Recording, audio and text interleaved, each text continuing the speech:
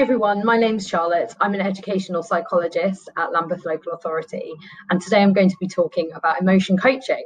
This is a helpful 5-step process for supporting children to deal with difficult feelings and also to help manage behaviour. And this will hopefully give you some tips and tricks for managing emotionally charged situations, particularly during this period of lockdown where many children and adults might be feeling anxious, bored or frustrated. So to give you some context, I'm going to firstly talk through the different parenting styles for managing emotions. It can be helpful to think about this in the context of taking a problem to several different friends. The same problem might generate different responses.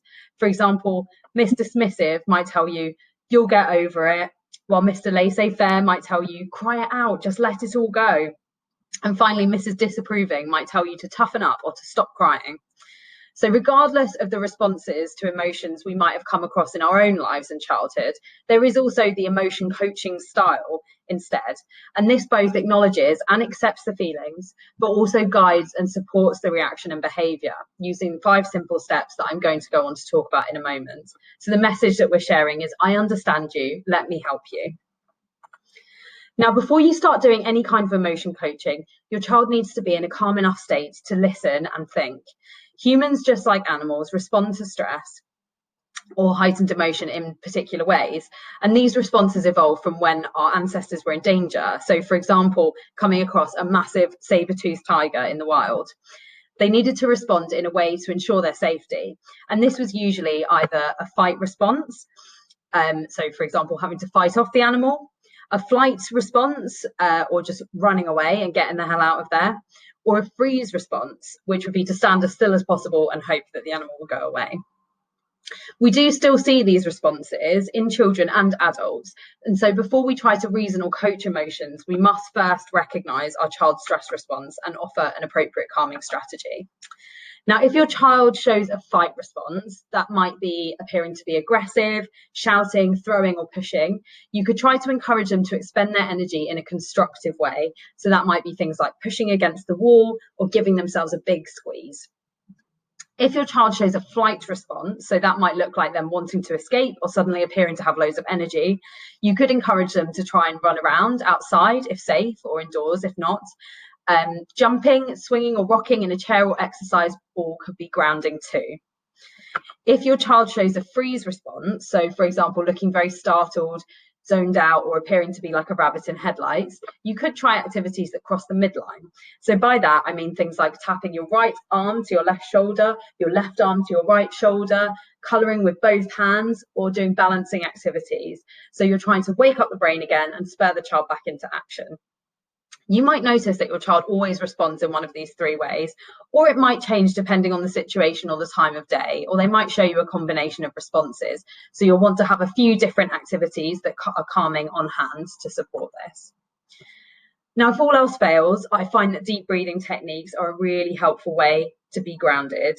So that might be taking a long breath in through your nose and then slowly breathing out of your mouth, imagining that you're blowing a big bubble with bubble gum. Here's some other suggestions for grounding and calming activities. And you might want to pause the video here and just take a few notes of things that might be helpful.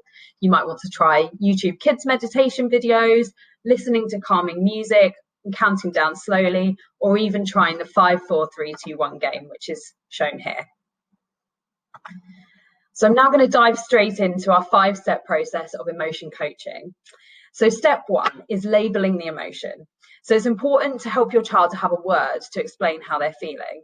And this might start as you guessing what emotion they're feeling, but it is better to guess the emotion than to ask a child who is stressed or in a heightened state to tell you how they're feeling, which might cause some confusion or more stress. So you might also want to give an indication as to why you think the child is feeling that emotion. So for example, I've noticed you're clenching your fists, you're shouting, your face is red. I think you might be angry. Or for older children, you could even hazard a guess as to why they might be feeling that way. So I wonder if you're feeling upset because you can't join in with this game, or that task looks really tricky. Maybe it's making you feel frustrated. Okay, moving on to step 2. So this is empathizing.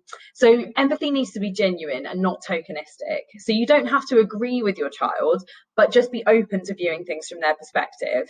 So I like to think about empathy by first imagining that you've fallen into a well and that you're stuck at the bottom. True empathy is not just looking down the well at someone and saying, oh, that looks pretty bad. It's actually getting down on your ladder, climbing down into the hole with them and saying, this is tough, but we're here together. It's also important at this stage to recognise behaviour as a form of communication. So shouting might mean your child's feeling angry, or throwing might mean that they're frustrated. Maybe pushing is showing that they want to be left alone. Moving on to step 3, validating. So we validate emotions by reminding the child that it is okay. And it's important to acknowledge here that all emotions are okay to experience and feel. And the next 2 steps will cover how we cope and manage when the emotion feels challenging or unpleasant. So the key point here is just, it's okay to feel like that. Step 4 is setting limits. And this is particularly important when a child's safety might be compromised, or if the safety of another child in your home might be compromised. So for example, you might be saying, I understand that you're angry, but it's not okay to hit your sister as she'll be hers. Or it's fine to be frustrated, but it's not safe to run out of the house. Now, finally, your step 5 is your problem solving. So this largely will depend on the age and stage of the child about how you might manage this. Younger children might need a prompt or suggestion, so they might need you to suggest maybe, let's tidy up together first and then we can go outside for a break, or why don't we count down from 20 together? Older children, once they're in a calm enough state, might be able to come up with their own way to resolve the situation by you just simply asking, what do you think you could do now? Or how could we make this situation better?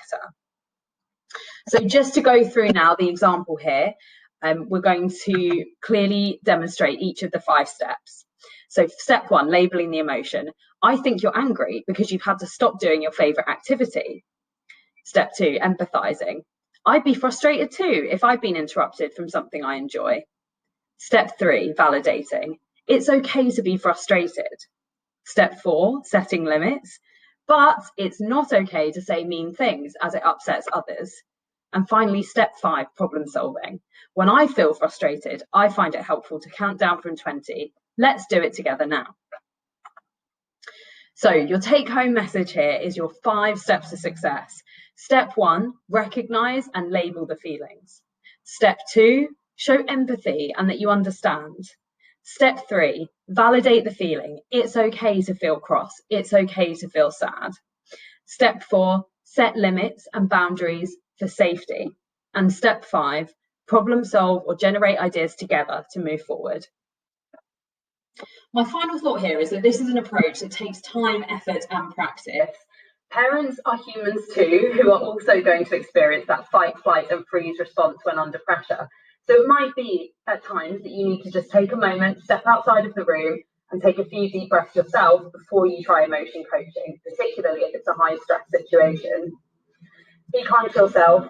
We can't emotion coach all the time, particularly when our own energy store is feeling a bit depleted. So be sure that you pick your battles. There may be some situations that you can just leave and some situations that you think are appropriate for emotion coaching. That's really up to you. I hope that's been helpful, and please feel free to leave comments below or ask questions and we'll try our best to answer them. Thanks.